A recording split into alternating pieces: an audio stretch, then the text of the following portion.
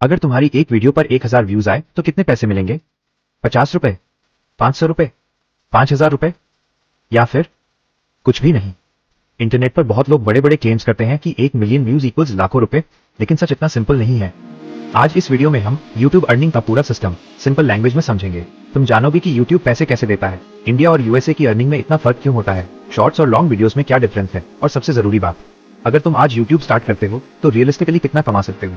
Video के and तक देखना, क्योंकि आखिर में मैं वो मिस्टेक भी बताऊंगा जो बहुत से नए क्रिएटर्स करते हैं और इसी वजह से उनकी अर्निंग बहुत कम रह जाती है। सबसे पहले एक बात समझ लो, YouTube तुम्हें व्यूज के पैसे डायरेक्टली नहीं देता। YouTube असल में एडवर्टाइजर से पैसे कमाता है। कंपनियां अपनी एड्स दिखाने के लिए YouTube को पेमेंट करती हैं। उस रेवेन्यू का एक हिस्सा एलिजिबल क्रिएटर्स को मिलता है। इसलिए सिर्फ व्यूज इंपॉर्टेंट नहीं होते, ये भी मैटर करता है कि ऑडियंस किस कंट्री से है, वीडियो किस टॉपिक पर है, लोग कितनी देर तक वीडियो देखते हैं और कितनी एड्स सर्व हुई हैं। इसी वजह से दो क्रिएटर्स के 1 लाख व्यूज होने के बाद भी उनकी अर्निंग बिल्कुल अलग हो सकती है। अब बात करते हैं दो इंपॉर्टेंट वर्ड्स की, CPM और RPM। CPM का मतलब है एडवर्टाइजर 1000 एड इंप्रेशंस के लिए कितना पे करता है, लेकिन क्रिएटर को जो अमाउंट मिलता है उसको समझने के लिए RPM ज्यादा यूजफुल होता है। RPM का मतलब है 1000 व्यूज के बाद क्रिएटर को एवरेज कितनी अर्निंग हुई। यही रीजन है कि YouTube अर्निंग का एग्जैक्ट अमाउंट कभी फिक्स नहीं होता, हर चैनल का RPM अलग हो सकता है। अब सबसे बड़ा क्वेश्चन, इंडिया और यूएसए में इतना डिफरेंस क्यों होता है? मान लो एक ही टॉपिक पर 2 वीडियोस हैं, दोनों पर 1 लाख व्यूज आए। एक क्रिएटर की ऑडियंस इंडिया से है, दूसरे क्रिएटर की ऑडियंस यूएसए से। कई नीचेस में यूएसए ऑडियंस का RPM इंडिया से काफी ज्यादा हो सकता है, क्योंकि एडवर्टाइजर वहां ज्यादा बिड करते हैं। लेकिन इसका मतलब ये नहीं कि इंडिया से अर्निंग नहीं होती। इंडिया में भी अच्छी अर्निंग पॉसिबल है अगर नीड स्ट्रांग हो और ऑडियंस एंगेज्ड हो। इसलिए सिर्फ कंट्री देखकर चैनल मत बनाओ, सबसे पहले वैल्यूएबल कंटेंट बनाओ। अब बात करते हैं शॉर्ट्स और लॉन्ग वीडियोस की। ये सवाल लगभग हर क्रिएटर पूछता है, किसमें ज्यादा अर्निंग होती है? जनरली लॉन्ग वीडियोस में मल्टीपल एड्स दिखाने का ऑप्शन होता है, इसलिए कई क्रिएटर्स के लिए अर्निंग पोटेंशियल ज्यादा हो सकता है। शॉर्ट्स की अर्निंग का सिस्टम अलग होता है और रेवेन्यू पूल से डिस्ट्रीब्यूट होता है।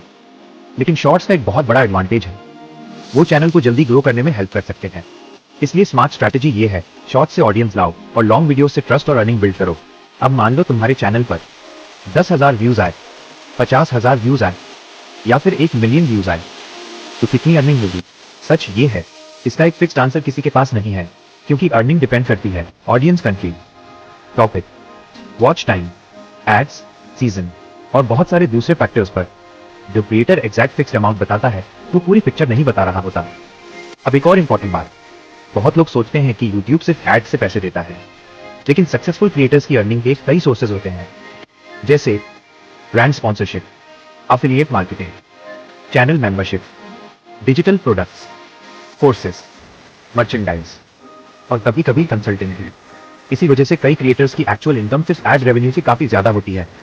अब सवाल, क्या 2026 में YouTube स्टार्ट करना लेट हो गया?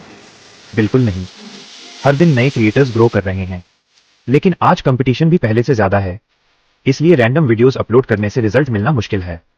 आज सक्सेसफुल होने के लिए 3 चीजें बहुत जरूरी हैं, high quality content, strong thumbnail और ऑडियंस रिटेंशन। जो क्रिएटर इन 3 चीजों पर काम करता है उसके ग्रो होने के चांसेस काफी बढ़ जाते हैं।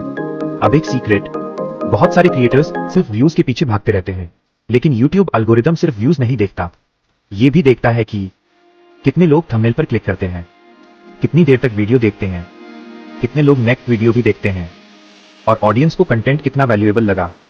इसीलिए कभी कभी कम व्यूज वाली वीडियो भी अच्छी अर्निंग कर सकती है। तो आज तुमने समझा, YouTube व्यूज के नहीं, वैल्यू के पैसे देता है।